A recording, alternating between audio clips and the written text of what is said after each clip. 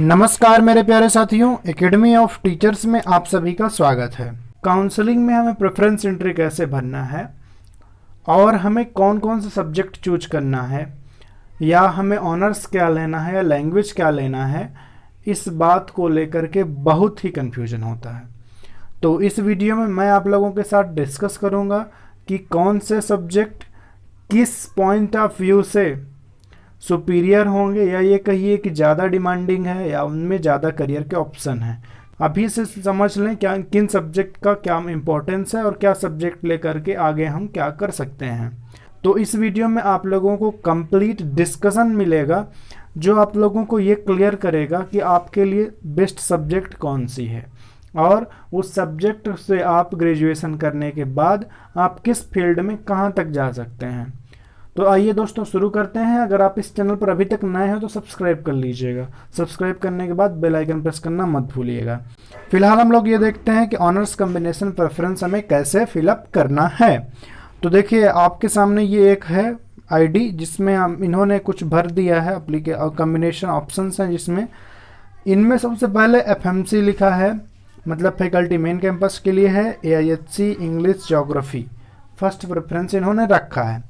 अब आप लोगों को इसमें डाउट हो रहा होगा कि इनका मतलब क्या है। तो सबसे पहले हम लोग एब्रीविएशंस देख लेते हैं कि उन एब्रीविएशंस का संक्षिप्त रूपों का क्रम क्या है, उसका मतलब क्या है। कि दोस्तों आप लोगों के सामने पूरा एब्रीविएशंस का लिस्ट अवेलेबल है, देख सकते हैं आप।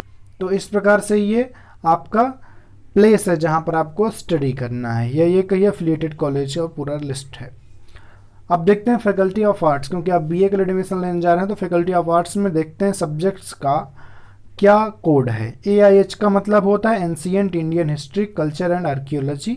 एआरए मतलब अरेबिक, एआरसी मतलब आर्कियोलॉजी एंड म्यूजियोलॉजी। उम्मीद है आप लोगों को ये शॉर्ट फॉर्म जो हैं ये समझ में आए होंगे। अब चलते हैं हम इन सब्जेक्ट्स की तरफ जो प्रोवाइड कराए गए हैं हमें। दोस्तों इस पूरे लिस्ट में कौन से सब्जेक्ट किस तरह से इम्पॉर्टेंट है, उसके लिए हम दो पर्सपेक्टिव आपके सामने रखेंगे। यदि आप टीचर बनना चाहते हैं तो उस पर्सपेक्टिव से आपके लिए कौन कौन से सब्जेक्ट ज़रूरी है पढ़ना, और अगर आप सिविल सर्विस एस्पिरेंट बनना चाहते हैं, सिविल सर्विस की तैयारी करना चाहते हैं, तो आप लोगों को कौन कौन सा सब्जेक्ट चूज करना है। इन दोनों के पॉइंट ऑफ व्यू से हम लोग डिस्कस करेंगे। सबसे पहले हम लोग देख लेते हैं दोस्तों कि टीचर बनने के लिए आपको क्या करना है। बीइंग एन आर्ट स्टूडेंट आप लोग लैंग्वेज और सोशल साइंस के टीचर बन सकते हैं। लैंग्वेज के टीचर बनने के लिए आप इंडियन लैंग्वेजेस में से कोई भी लैंग्वेज आप चूज करते हैं तो आप लैंग्वेज के टीचर बनेंगे, लेकिन उसमें कम्बिनेशन किस तरह से इम्पोर्टेंट है वो मायने रखता है। देखिए दोस्तों, कम्बिनेशन जो है सिर्फ और सिर्फ हिंदी के साथ संस्कृत का मांगा जाता है।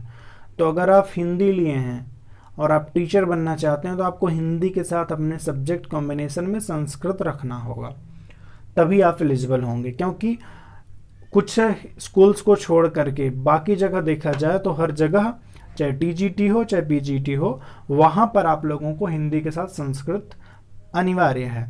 इसके अलावा आप उर्दू, इंग्लिश या हिंदी, इन सब से आप अगर कर रहे हैं ग्रेजुएशन तो इसमें आपको कॉम्बिनेशन की कोई ज़रूरत नहीं है। बस इतना ध्यान रखना है कि जिस सब्जेक्ट से आपको टीचर बनना है उस सब्जेक्ट में आपका ऑनर्स होना चाहिए। तो ये है आपका टीचर बनने के पर्सपेक्टिव से आर्ट स्टूडेंट्स के लिए। अगर आप सोशल साइंस इसी में चूज कर लेते हैं, सोशल साइंस में आप लोगों को पॉलिटिकल, हिस्ट्री, ज्योग्राफी और इकोनॉमिक्स, ये 4 सब्जेक्ट हैं। तो इन 4 सब्जेक्ट्स में से कोई भी 2 आप लोगों को अपने साथ रखना होगा। जैसे कि आप पॉलिटिकल साइंस रख रहे हैं तो उसके साथ आप लोगों को हिस्ट्री पढ़ना अनिवार्य है, या हिस्ट्री के साथ आप लोगों को ज्योग्राफी पढ़ना अनिवार्य है। लेकिन अगर आप सोचें कि हिस्ट्री ले लें, स्टैट्स ले लें और मैथ्स ले लें तो आप टीचर नहीं बन पाएंगे, यहाँ ध्यान रखिएगा। तो टीचर बनने के पर्सपेक्टिव से जो कि हमने 4 सब्जेक्ट आप लोगों को बताए, history, geography, political science and economics, इन 4 में से किन्हीं 2 को आप लोगों को रखना कंपलसरी है। ये तो आपको टीचर बनने के पर्सपेक्टिव से हो गया। अगर आप सिविल सर्विस एस्पिरेंट बनना चाहते हैं तो देखिए दोस्तों, मोस्ट डिमांडिंग जो सब्जेक्ट हैं या ऑप्शनल सब्जेक्ट जो होते हैं मेंस में पूछे जाते हैं। मेंस में लोग ऑप्शनल चूज करते हैं सिविल सर्विस के लिए। तो मोस्ट डिमांडिंग इस समय ज्योग्राफी है। अगर आपका रैंक अच्छा है तो आपको ज्योग्राफी मिल जाएगा। ज्योग्राफी के बाद हिस्ट्री, हिस्ट्री के बाद जो पब्लिक एडमिनिस्ट्रेशन है, और इसके बाद आपको साइकोलॉजी आता है। तो ये सब तो आपको एलिजिबल, इन सब के लिए तो आप एलिजिबल नहीं होंगे। आर्ट्स फैकल्टी में पढ़ते हुए आप जो है हिस्ट्री और इकोनॉमिक्स, इनमें से सिर्फ आपको इकोनॉमिक्स ऑनर्स मिल सकता है। तो अगर आपको इकोनॉमिक्स ऑनर्स दिया जा रहा है आर्ट फैकल्टी में, तो आप लोगों को उसका कम्बिनेशन मिल जाएगा। तो यहाँ पर ध्यान दीजिएगा कि इन 4 सब्जेक्ट्स में से आप चूज कर सकते हैं। अगर आप सिविल सर्विस एस्पिरेंट बनना चाहते हैं, सिविल सर्विस की तैयारी करना चाहते हैं, तो आप ज्योग्राफी, हिस्ट्री और इकोनॉमिक्स, यही 3 सब्जेक्ट हैं आपके पास। अगर आर्ट्स फैकल्टी में देखें तो सिर्फ और सिर्फ आपके पास इकोनॉमिक्स है। तो इस प्रकार से है दोस्तों सिविल सर्विस के लिए। इसके अलावा जो फॉरेन लैंग्वेजेस होती हैं उनमें क्या स्कोप है वो समझ लेते हैं। जैसे जापानीज़ है आप लोगों को मिल रही है, या रसियन मिल रही है। इन सब्जेक्ट से अगर आप ग्रेजुएशन कर लेते हैं तो भारत सरकार के अंतर्गत या अंतर्राष्ट्रीय जो उनके संबंध होते हैं उनमें आपको मॉडरेटर की तरह रखा जा सकता है। मीन्स एक कम्युनिकेटर की तरह, आप ट्रांसलेटर की तरह बन सकते हैं। तो कुल मिलाकर के, या इसके अलावा जो प्राइवेट कंपनीज होती हैं वहाँ पर आपको हायर किया जा सकता है, या ट्रांसलेटर के रूप में आपको हायर किया जा सकता है, या आप टीचर बन सकते हैं डिफरेंट सीबीएसई स्कूल्स में जिनमें जापानीज या रसियन पढ़ाई जाती हो, फ्रेंच पढ़ाई जाती हो। तो फॉरेन लैंग्वेजेस का यही यूज़ है। तो फॉरेन लैंग्वेजेस में आप जो है गवर्नमेंट जॉब भी पा सकते हैं और प्राइवेट जॉब भी पा सकते हैं। बस ये है कि आपको शिद्दत के साथ पढ़ाई करनी होगी उसमें। तो ये है वो फॉरेन लैंग्वेज का कॉन्सेप्ट। फिलहाल सब्जेक्ट्स को बारी बारी से डिस्कस कर लेते हैं। एआईएचसी जो होता है सब्जेक्ट दोस्तों, एआईएचसी में ancient history and culture and archaeology ये होता है। तो ये हिस्ट्री का सिर्फ और सिर्फ एक पार्ट को कवर करता है, एंशिएंट हिस्ट्री को। तो इसको करने के बाद आप लोगों को, आप ना तो इसमें टीचर बन सकते हैं, बस आप एक ऑप्शनल सब्जेक्ट की तरह देखें तो सिर्फ और सिर्फ आप लोगों को एंशिएंट हिस्ट्री का नॉलेज होगा। तो ये पूरी तरह से आप लोगों के लिए लाभप्रद नहीं है। आर्कियोलॉजिस्ट बन सकते हैं आप, अगर आर्कियोलॉजी पढ़ रहे हैं तो थोड़ा बहुत आप लोगों को आर्कियोलॉजिस्ट बन सकते हैं। जैसे कि ASI जो होता है आर्कियोलॉजिकल सर्वे ऑफ इंडिया, उसमें आप लोगों को चांस मिल सकता है, पर इसमें स्कोप कम है। इंग्लिश में देखें दोस्तों अगर, तो इंग्लिश से अगर आप MA कर लेते हैं तो आप एज अ ट्रांसलेटर नियुक्त हो सकते हैं। इंग्लिश से आप MA कर लें, या हिंदी के साथ अगर आप इंग्लिश पढ़ लेते हैं ग्रेजुएशन में, तो आप जो है बन सकते हैं ट्रांसलेटर। और ज्योग्राफी का हमने बताया ही है, ये ज़रूरी है। और फिलॉसफी को देखें दोस्तों, तो फिलॉसफी जो होती है सब्जेक्ट, फिलॉसफी क्योंकि ये ट्रेडिशनल सब्जेक्ट है, ये स्कूलिंग सब्जेक्ट है नहीं, तो ये सिर्फ और सिर्फ आप लोगों को रिसर्च में काम आ सकती है। इसके अलावा फिलॉसफी का कोई भी योगदान आपके करियर में नहीं है।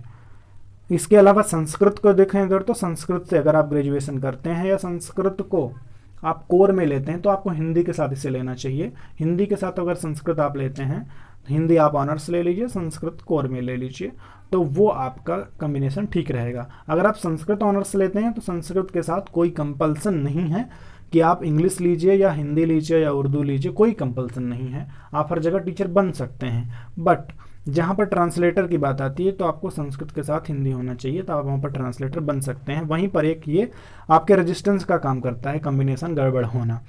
तो ये है अनिवार्यता। और संस्कृत में आप टीचर बन सकते हैं और इसके अलावा JCO बन सकते हैं। यही आप लोगों के पास 2 ऑप्शन होते हैं संस्कृत पढ़ने के बाद। अब इसके बाद आते हैं PAL, मतलब होता है पाली। तो पाली को अगर देखें तो पाली ये कि ये पुरानी लैंग्वेज हो चुकी है, संस्कृत से भी इसका कम महत्व है। तो ये आपके लिए आप हो सकता है कि लिंग्विस्टिक्स में आपके लिए काम दे, किससे आप अगर ग्रेजुएशन करते हैं तो आप लिंग्विस्टिक्स से MA कर सकते हैं। तो जो लोग लिंग्विस्टिक में इंटरेस्टेड हो वो पाली ले सकते हैं, अदरवाइज इसका भी ज़्यादा इंपॉर्टेंस नहीं है। सोशियोलॉजी है दोस्तों, तो सोशियोलॉजी जो है ये आप लोगों का कोई स्कूल सब्जेक्ट तो है नहीं। सोशियोलॉजी से जो है आप इसको एक ऑप्शनल सब्जेक्ट की तरह देख सकते हैं। तो स्टैटिक्स अगर आप करते हैं तो IES आप बन सकते हैं। इसमें आप लोगों को स्टैटिक्स से जो है, स्टैटिक्स और इकोनॉमिक्स से दोनों में से किसी एक से आप लोगों का ऑनर्स या ग्रेजुएशन मांगा जाता है। तो स्टैटिक्स का यूज इस तरह से किया जा सकता है। इसके बाद अगर देखें TTM को, तो TTM का मतलब होता है ट्रैवल एंड टूरिज्म मैनेजमेंट। ये सब्जेक्ट बहुत अच्छा होता है, लेकिन अगर आप इसे ऑनर्स की तरह पढ़ें तो इसे ऑनर्स की तरफ भी पढ़ सकते हैं आप, कोर की तरह भी पढ़ सकते हैं। अगर कोर में मिलता है तो अच्छी बात है। इससे आप अगर एमए कर लें, एमए टीटीएम, तो आपको जो है प्लेसमेंट के ऑप्शंस बढ़ जाते हैं। तो टीटीएम भी अच्छा सब्जेक्ट है, आप इसे ले सकते हैं अगर आपको मिलता ही है तो। इसके बाद अगर आप देखें तो जीएपी जो लिखा है जैपनीज़ है। जैपनीज जैसा कि फॉरेन लैंग्वेज है, फॉरेन लैंग्वेज में क्या स्कोप है हमने आपको बता ही दिया है। रसियन, ये भी फॉरेन लैंग्वेज है, तो इसे भी आप देख सकते हैं। इसके बाद अगर हम देखें तो फिलोसफी को अब हमने डिस्कस कर ही दिया है। और TML जो लिखा है वो तमिल है, तो तमिल लैंग्वेज में कोई खास स्कोप नहीं है। TEL का मतलब तेलुगु है, ये इसका भी वही तरह से है। OMT का मतलब होगा ऑफिस मैनेजमेंट, तो ऑफिस मैनेजमेंट ये भी अच्छा सब्जेक्ट है, इससे PG डिप्लोमा होता है, तो अगर आप इससे कर लें तो ये अच्छा होगा। ये मिलता है तो कोई ख़राब सब्जेक्ट नहीं है। LIN का मतलब होता है लिंग्विस्टिक। लिंग्विस्टिक में लिंग्विस्ट के पद आते हैं, सरकारी जो पद होते हैं। इसके अलावा आप जैसे थेरेपी का यूज कर सकते हैं। हिस्ट्री ऑफ आर्ट को अगर देखें आप, तो हिस्ट्री ऑफ आर्ट में जो है जिन लोगों का आर्ट में रुचि है वो लोग कर सकते हैं। जहाँ पर वैकेंसी आती है TGT आर्ट टीचर की, तो उसमें आप लोग इसमें अप्लाई कर सकते हैं। इसको कर लें आप, और इसके बाद आप लोगों को BEd करना होगा। तो इन दोनों को करने के बाद आप जो है आर्ट टीचर बन सकते हैं, जहाँ कहीं भी आपको वैकेंसी मिलती है KVS NVS UP में, तो उसमें आप टीचर बन सकते हैं हिस्ट्री ऑफ आर्ट पढ़ करके। FRN का मतलब है दोस्तों फ्रेंच। फ्रेंच जो है फॉरेन लैंग्वेज है। फॉरेन लैंग्वेज में क्या स्कोप है उसे आप समझ सकते हैं कि आप इसमें स्कूल टीचर बन सकते हैं, प्राइवेट स्कूल टीचर बन सकते हैं। इसके अलावा आप ट्रांसलेटर बन सकते हैं, मल्टीनेशनल कंपनीज में जॉब कर सकते हैं। ये समझिए पूरी तरह से कि अगर आप फॉरेन लैंग्वेज से ग्रेजुएशन कर लेते हैं तो ये आपके लिए बहुत अच्छा होगा। इसमें प्लेसमेंट के 99% चांसेस होते हैं। MR का मतलब है दोस्तों मराठी। मराठी लैंग्वेज में जो है ये कहिए कि इसमें मार्क्स अच्छे मिलते हैं। अगर ये कम्बिनेशन में मिल जाता है तो इसमें मार्क्स बहुत अच्छे मिलते हैं। तो ये सिर्फ मार्क्स लेने के लिए, और आप लोगों के लिए इसका कोई खास इंपॉर्टेंस नहीं है। PSY का मतलब है दोस्तों साइकोलॉजी। साइकोलॉजी से आप अगर साइकोलॉजी तो ऑनर्स तो यहाँ पर आपको मिलेगा नहीं, ये बस कम्बिनेशन में रख दिया गया है आर्ट फैकल्टी में। तो साइकोलॉजी अगर आप पढ़ते हैं तो ऑप्शनल सब्जेक्ट अगर आप लेना चाहते हैं तो साइकोलॉजी का इम्पोर्टेंस हो जाता है। RUS का मतलब है दोस्तों रसियन, तो रसियन एक फॉरेन लैंग्वेज है। PER का मतलब है दोस्तों पर्सियन। पर्सियन और उर्दू जो है ये भी फॉरेन लैंग्वेज की तरह ही हैं, और इनमें आप ट्रांसलेटर का पद आप लोगों को जो अवेलेबल होता है वही आप, या इसमें कहीं कहीं टीचर की वैकेंसी आती है अदा कदा, तो इसमें बहुत कम स्कोप है, इसे आप पढ़ सकते हैं अगर आप चाहें तो, अगर आपकी मजबूरी हो नहीं मिल रहा है तो इस प्रकार से दोस्तों सभी सब्जेक्ट्स का हमने एक ओवरव्यू आप लोगों को दिया है, और एक ओवरव्यू ये भी दिया कि आपको सब्जेक्ट कॉम्बिनेशन चूज करते समय क्या क्या गलती नहीं करनी चाहिए। सब्जेक्ट कॉम्बिनेशन आप कोई भी लें, टीचर बनने में ही आपको सोशल साइंस में और इसके अलावा हिंदी में TGT PGT में ही प्रॉब्लम होती है। इसके अलावा कम्बिनेशन से रिलेटेड कोई भी प्रॉब्लम कहीं पर भी नहीं होती। कोई भी कम्बिनेशन आप लें तो आप अपने इंटरेस्ट के अकॉर्डिंग, इसके अलावा आप उसमें करियर अपॉर्चुनिटीज़ क्या हैं उसको समझ गए होंगे, उस करियर अपॉर्चुनिटीज़ के अकॉर्डिंग आप इसमें से अपना कम्बिनेशन चूज कर लीजिए। ऑनर्स में देखें तो हाई डिमांडिंग सब्जेक्ट्स जो हैं जैसे कि आपकी हिस्ट्री है, ज्योग्राफी है, स्टैट्स है, मैथमेटिक्स है, तो ये सब सब्जेक्ट हैं। और फॉरेन लैंग्वेजेस में जो भी हैं तो इनमें ये हाई डिमांडिंग है, तो आपका रैंक अच्छा है तो आपको मिल जाएगा। नहीं तो आप ध्यान रखिएगा कि अगर आपका रैंक कमज़ोर है तो पहले आप कुछ अच्छे सब्जेक्ट चूज कर लीजिए, उसके बाद आप लोग जो है कुछ लो रैंकिंग वाले सब्जेक्ट भी चूज कर लीजिए, ताकि आप लोगों को कोई ना कोई ऑनर्स मिल जाए। उम्मीद है दोस्तों आप लोगों को ये वीडियो हेल्पफुल लगा होगा। अगर ये वीडियो आप लोगों को पसंद आया तो लाइक करना मत भूलिएगा, और चैनल पर अभी तक नए हैं तो सब्सक्राइब कर लीजिए, क्योंकि जल्द ही आप लोगों को प्रोवाइड करवाएंगे पूरा प्रोसेस कि कैसे आप लोगों को पूरा डॉक्यूमेंट कैसे अपलोड करना, अगर आप ऑनलाइन काउंसलिंग के लिए जा रहे हैं आपको फीस कैसे सबमिट करनी है। इसके अलावा जो भी अपडेट होंगे, छोटे छोटे अपडेट्स, इंपॉर्टेंट अपडेट्स आप लोगों को इस चैनल पर प्रोवाइड कराए जाएंगे, तो चैनल को सब्सक्राइब करना मत भूलिएगा। तो दोस्तों इस वीडियो के लिए इतना ही, फिर मिलते हैं एक नए अपडेट के साथ। तब तक के लिए स्टे होम, स्टे सेफ।